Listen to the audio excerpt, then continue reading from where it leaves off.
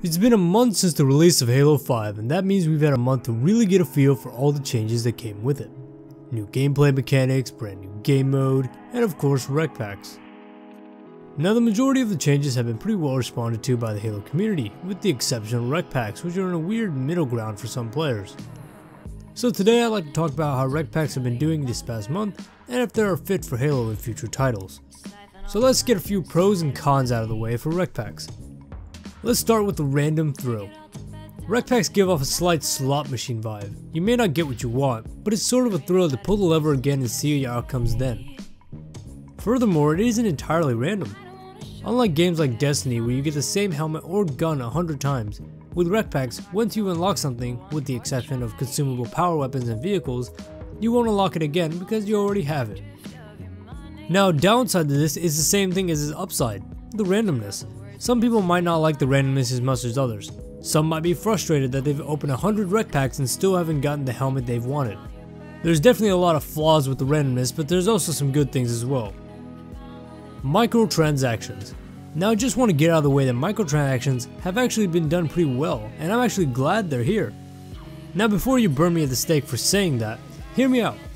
With this new system in place, it lets 343 be funded enough to release free content up until Halo 6. Granted if the sale of rec packs keep up with development costs.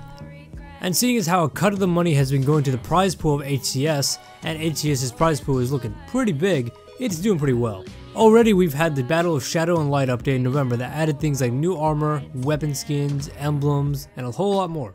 And with another update in December, we can see that this game is going to have a lot of additional content even a year after release, and it's all for free.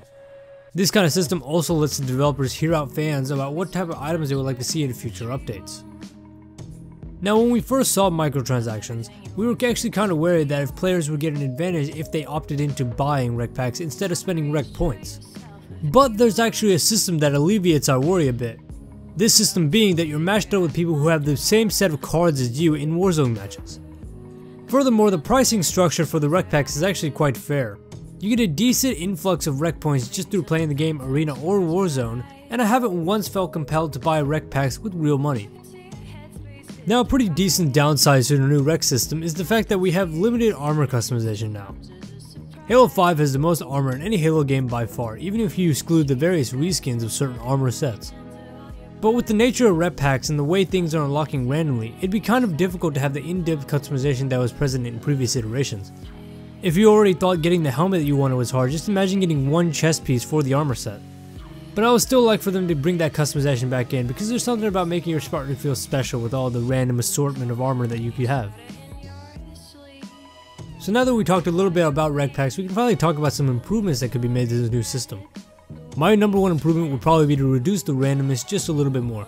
I actually think it's quite good right now, but I would love to see certain armors or weapons be unlocked after accomplishing certain feats in the game, such as commendations or achievements. There's only a few things like this we see in the game currently, like the Helios Grill, which requires you to beat the previous 4 campaigns on Legendary, the Mark 6 variants, which requires you to participate in the beta earlier this year, and Nightfall, which requires you to suffer through Halo Nightfall. It would have been nice to have some armor for completing Legendary Solo or completing the Assassination Commendation, for example, but as of right now we don't see any of that. Another improvement that I mentioned before that I would like to see is more armor customization. I feel like 343 could find a way to get more armor customization in there. Right now I'm actually decently happy with it because it makes it easy to unlock armor, and from a development standpoint it's easier for them to make more armor quicker, but I can see that some people would like the level of customization that we used to be accustomed to. All in all, I actually enjoy the rec system as it keeps me coming back for more, and seems to be a very clever plan by 343 to make some more money, but at the same time please fans with free DLC maps, armor, weapons, and more. Anyways, I hope you guys enjoyed this little discussion. Make sure to leave a comment about your opinions on the new rec system and if you have any improvements that you would personally like to see. I'll see you guys later.